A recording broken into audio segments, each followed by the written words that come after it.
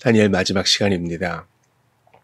큰 덩어리로 해서 다니엘을 짧게 보았지만은 다니엘 1장부터 마지막까지 주시는 하나님의 은혜가 참으로 컸다라고 밖에 말할 수 없습니다. 왜냐하면 저 스스로 연구하면서 정말 많은 위로를 받았거든요. 그리고 연구하면서 큰 위로를 받고 또 제가 참고하는 주석들과 연구 서적들을 또 찍고, 왜냐하면 너무 좋아서 이게 나누고 싶으니까요. 이 한 말씀 한 말씀이 또 너무 귀하고 암송하고 싶고 그랬습니다. 그리고 다니엘이 포로로 잡혀와서 제국의 변화를 겪으면서 나이 많을 때까지 주님과 교제하는 것을 보면서요, 참 우리와 비슷하다 이런 생각을 합니다. 다니엘이 포로로 잡혀오고 큰 나라의 틈바구니 속에서 어렵게 믿음을 지켜오는 것이 우리와 너무 흡사하지 않아요? 우리는 세상 속의 한 줌과 같습니다. 그러니까 무슨 자유를 억눌린 건 아니지만, 법적인 자유는 보장돼 있지만 우리는 포로 생활하는 것과 같아요. 항상 깨어 있어야 되고 영적인 긴장이 전제되어 있어야 돼요. 그 가운데 하나님이 나라는 망하게 하실지언정 하나님의 사람은 보존하시는 것을 봅니다. 그러니까 우리가 다니엘을 더욱더 묵상하고 붙들어야 될 이유가 여기에 있는 것이죠.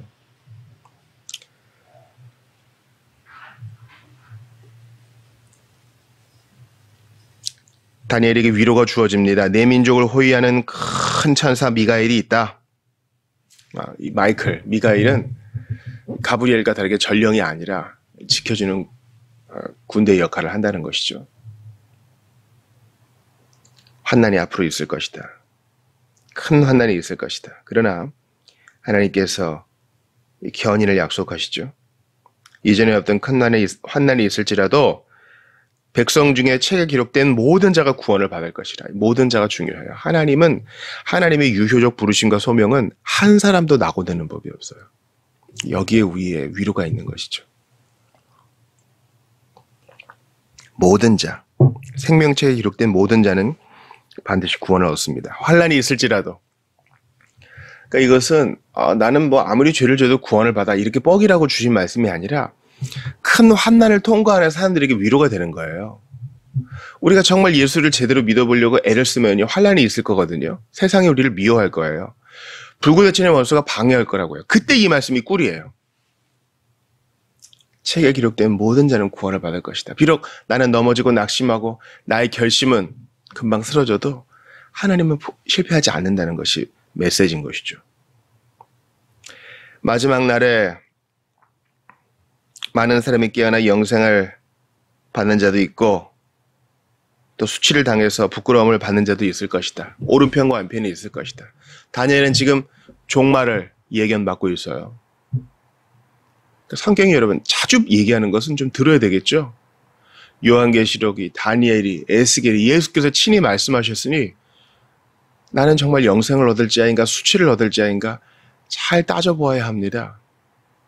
나는 생명책에 기록됐으니까 안전해. 이런 위기의식 없이 살라는 뜻도 아니에요. 생명책에 기록된 자는 하나님만이 아시고 우리는 그것을 계속 검증받을 사람입니다. 그러므로 우리는 항상 마지막을 준비해야 돼요. 지혜 있는 자는 궁창의 빛과 같이 빛날 것이요 많은 사람을 옳은 대로 돌아오게 한 자는 별과 같이 영원토록 빛나리라. 지혜 있는 자, 또 많은 사람을 옳은 대로 돌아오게 한 자, 같은 뜻입니다. 이 대꾸법이에요. 누가 참 지혜자입니까? 하나님을 경외하는 자가 지혜자예요. 책 많이 읽고 좋은 선생님을 둔 자가 지혜자가 아니라, 하나님은 다니엘 처음부터 끝까지 말씀하시죠. 다니엘이 어떻게 이런 지혜를 얻었어요? 하나님을 경외하고 마음에 세운 결심을 타협하지 않으니까 주님이 지혜를 더하시는 거죠. 바벨론과 페르시아의 수많은 지혜자들이 아무것도 못하잖아요. 요셉도 마찬가지죠. 애굽의 술사들, 지혜로운 자들이 아무것도 못할 때 하나님을 경외하는 하나님의 사람은 지혜가 더해서 그 경외와 지혜의 빛과 달게 궁창의 빛과 같이 빛날 것이요 하나님이 높여주신다는 겁니다. 또 이러한 지혜 있는 자는 내가 갖고 있는 이 보화를 다른 사람에게 나눠주고 싶어요. 그래서 전합니다. 돌아오는 사람이 있어요. 그런 사람은 별과 같이 영원토록 빛난대요.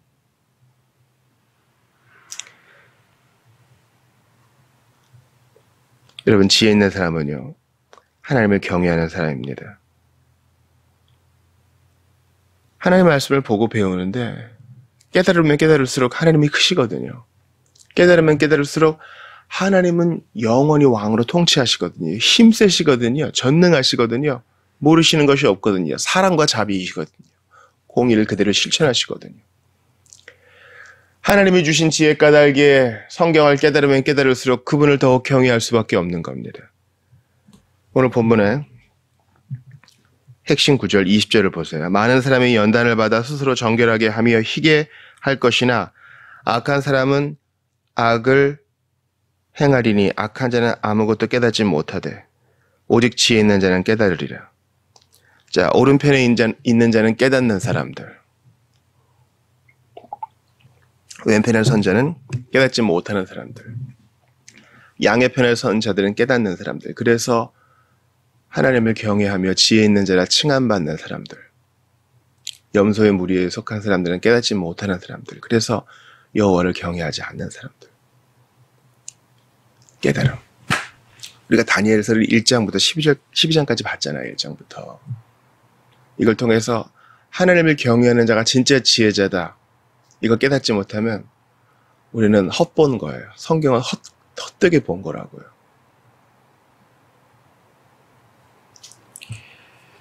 하나님을 경외하지 않는 오늘날이 되었어요. 주님이 무서운 줄 알아야 돼요.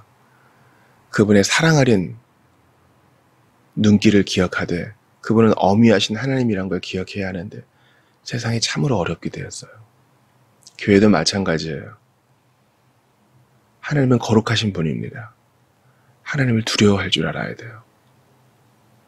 주님은 우리의 친구라고 하지만 그 친구는 높으신 분이세요. 가까이 가지 못할 불에 계세요. 그분을 보고 산 자가 없어요. 여러분, 에스겔이 덜덜덜 떨었다고 얼마나 많이 기록되어 있어요. 사도 요한도 엎드러지잖아요. 이사야는 죽게 되었다 하고요. 에스겔은 죽은 자 같이 있었어요. 우리가 하나님을 어찌 경홀히 대할 수 있겠어요? 그러므로 다니엘의 결론은 무엇입니까? 하나님이 다스리시니 왕 되신 하나님을 경외하라. 이것입니다. 간혹 보면 예수님에 대한 이미지를 너무나 친근하게만 그리는, 너무나 만화스럽게 그리는 것들이 제 마음을 좀 아프게 해요. 형상 만들지 말라 그랬는데 우리는 계속 만들거든요. 그게 전도에 도움이 될 거라고 생각해요. 예수님은 어미하신 분이세요. 한이 없이 친밀하시지만 그분은 높으신 분이세요. 그분을 경외하십시오. 그거를 깨닫는 게 복이에요. 보니까 악한 자들, 멸망받는 자들은 아무것도 깨닫지 못한대요. 여러분, 우리가 여기서 깨달아야 될 게 내 짐승이 뭐고 마지막 한 뿔은 뭐고 안티오코스 에피파네스 이건 뭐고, 본문은 그런 얘기는 안 하죠. 근데 에피파네스는 이제 적그리스도의 상징이잖아요. 다니엘 이후 모든 세대의 그리스도인들은 다 적그리스도를 만나요. 예수를 인정하지 않고 그가 몸을 입고 오신 것을 부인하는 자마다 적그리스도거든요. 결정적인 한 인물이 있겠지만 모든 세대의 사람들은 안티오코스 에피파네스와 같은 인물로 인해 정치적, 종교적 핍박을 받는다고요. 거짓 선생들 일어나고 정치적으로 협조 안 해주고, 그 가운데서 하나님을 경외하라. 그게 참 지혜예요. 하나님이 너를 높이실 것이다. 이게 우리의 본분이에요. 그런데 정말 슬프게도 우리 많은 형제와 자매들이 너무 정치적이에요. 솔직히 말하면 너무 편당적이에요. 너무 거기 빠져 있어요. 그 뉴스 바라보고 그 인물 쫓는 그 시간과 열정만큼 주님을 따르고 있는지 물어보고 싶어요. 성경을 도대체 몇 장이나 읽길래 그렇게 자신만만하게 그런 쪽에 시간을 씁니까? 하나님을 얼마나 사랑하고 경외하길래 그렇게 우르르 몰려갑니까? 광화문 갔다 온 게 그렇게 자랑이에요? 나라를 사랑하는 마음으로 이것도 하고 저것도 할 수 있어요. 균형을 잡아야 된다는 말씀입니다.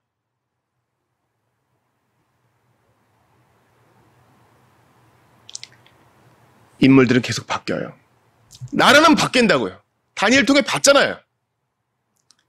하나님을 정말 사랑해서 있는 자리에서 금식과 기도와 성경 연구와 은밀한 섬김으로 주님을 경외하는 자들 너무 아쉬운 때예요.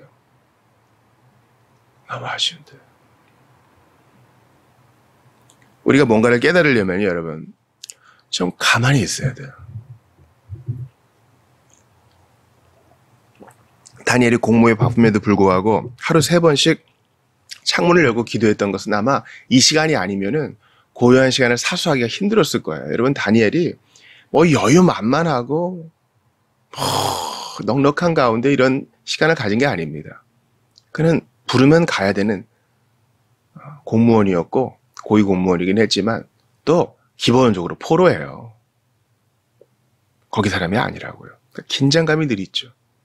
바쁘다고요. 그래서 자기 자신을 하루 3번 기도 시간에 매어요. 그래야만 깨달으니까. 다니엘이 무슨 일 많이 바쁘게 하고 있을 때 주님이 나타난 게 아니라 강을 걷고 있을 때 주님이 나타나시잖아요. 우리는 좀 가만히 있을 법을 배워야 돼요. 그래야 깨닫습니다. 그래야 깨달아요. 우리가 예배 드릴 때 일어나서 찬양도 하고 손도 들고 두 손 모아 기도도 하고 그리고 나서 딱 말씀 들을 때는 힘들잖아요. 그래서 많은 사람들이 설교를 줄이고 우리 예배 참여를 늘리자 이런 식으로 예배 계획을 주장하는데 참 어리석은 얘기예요. 왜 예배의 핵심에 설교가 들어있어요? 우리는 가만히 들어야 돼요. 가만히 들어야 그 다음에 행동을 하지. 우리는 가만히 있기를 힘들어하는 아이처럼 이리 꼬고 저리 꼬아요. 너희는 가만히 있어. 내가 하나님 됨을 알지어다. 주님이 말씀하시잖아요. 깨닫지 못한다는 것은 악한 자들의 죄의 일부입니다. 그들은 깨달으려고도 하지 않아요. 가만히 안 듣습니다. 빛에 대해서 눈을 감아버립니다. 보지 않으려고 하기 때문이죠. 만약에 제대로 듣고 제대로 판단했으면 그들은 빛을 받았을 텐데 그들은 그 마음이 틀어져 있기 때문에 아예 시도조차 하지 않습니다. 고의적인 죄는 고의적인 무지의 결과입니다. 악하기 때문에 깨달으려고도 하지 않습니다. 그 근본이 안 바뀌었어요. 또한 악한 이들이 깨닫지 못하는 것은 그들에 대한 징벌의 일부이기도 합니다.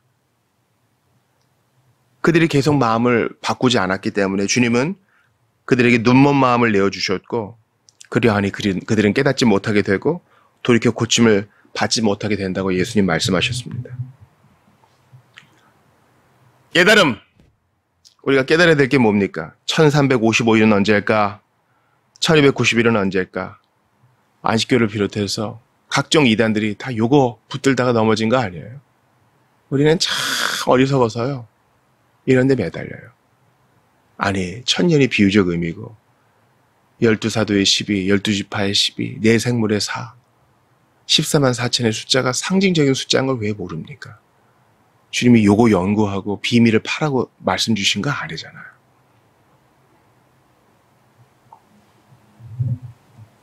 미가엘이 너희 편이고 내가 그를 보내어 너를 도와준다. 하나님이 다스리신다. 그러하니 하나님을 경외하는 지혜를 붙들라. 흔들리지 말고 왕 되신 주님을 의지하라. 이것이 우리가 붙들어야 될 깨달음의 메시지 아니겠어요? 사랑하는 여러분, 너는 마지막을 기다리라. 기다려서 1315일까지 이르는 그 사람은 복이 있으리라. 우리는 인내하며 오늘도 주님 다시 오실 날을 기다려야 합니다. 뉴스 들기가 무서운 세상이에요. 뭔 일이 나겠구나. 폭탄이 펑펑 터지고요. 사람들을 울부짖습니다. 이때 그들과 함께 울어주되 중심을 잘 잡고 예수님을 바라보고 하나님을 경외하는 신앙에서 물러나지 않은 여러분 되시기를 주의 이름으로 축원합니다. 구체적인 지침이 있어야 돼요. 결심하세요. 다니엘의 주제는 결심이라고도 할 수 있어요. 다니엘이 키워드는 결심이에요. 왕의 음식으로 자기를 더럽히지 않기로 결심. 왕의 신상 앞에 절하지 않기로 결심. 하루 3번 기도하기로 결심. 하나님이 부르실 때까지 충성하기로 결심. 기다리기로 결심. 흔들리지 않기로 결심. 구체적인 실천이 있어야 돼요. 여러분 스스로와의 약속에 자신을 매세요. 다윗은 7번 기도했다면 다니엘은 3번 엎드렸습니다. 여러분은 어떻게 하시겠습니까? 시간을 정하세요. 뭐 시간 될 때 하지 하면 안 되고요. 시간을 정하세요. 여러분 운동하실 때 PT 시간 정확히 맞추시잖아요. 출근 시간 정확히 맞추시잖아요. 근데 하나님과 만나는 시간 왜 정확하게 안 지키십니까? 정하세요. 자유로이 정하시고 사수하세요. 그때 깨달음이 옵니다. 시간을 안 정하면 깨달음은 없어요. 정말 생명체에 기록된 사람은 깨닫는 사람인데 내가 깨달음 없이 그냥 어영부영 신앙생활을 한다면 그건 정말 슬픈 일이고 하나님이 슬퍼하실 일이에요. 분명하게 결심하여 분명하게 깨닫고 분명하게 주님을 경외하는 여러분 되시기를 주의 이름으로 축원합니다.